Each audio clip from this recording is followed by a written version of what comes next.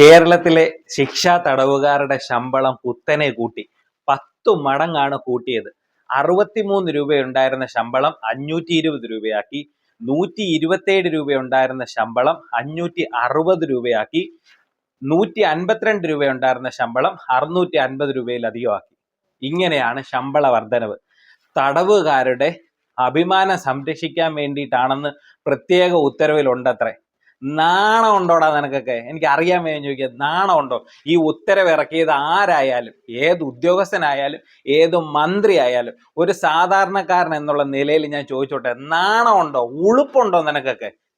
ഇവിടുത്തെ സാധാരണക്കാർ ജീവിക്കാൻ ഇവിടെ കിടന്ന് നെട്ടോട്ട് ഓടുമ്പം ഓരോ കുറ്റമൊക്കെ ചെയ്ത് കൊടും കുറ്റവാളികൾ, ഇതിനകത്ത് രാഷ്ട്രീയ കുറ്റവാളികളും പെടും കേട്ടോ. അതായത് രാഷ്ട്രീയ കൊലപാതകങ്ങൾ നടത്തി കണ്ണൂരിലും മറ്റ് സെൻട്രൽ ജയിലിലും ഒക്കെ കിടക്കുന്ന ആൾക്കാരുണ്ട്.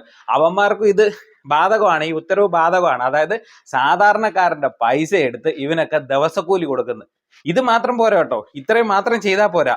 ഇവർക്കൊക്കെ ജീവപര്യന്തം കഴിഞ്ഞ് ഇറങ്ങുമ്പോൾ ഉണ്ടല്ലോ, പെൻഷനും കൊടുക്കണം. പിന്നെ കഴിയുവാണെന്നുണ്ടെങ്കിൽ ജയിലിൽ നിന്ന് റിട്ടയർഡ് ആയെന്നുള്ള രീതിയിൽ സർക്കാർ വകുപ്പുകളിൽ ഓരോ ജോലിയും കൂടെ അങ്ങ് കൊടുക്കണം.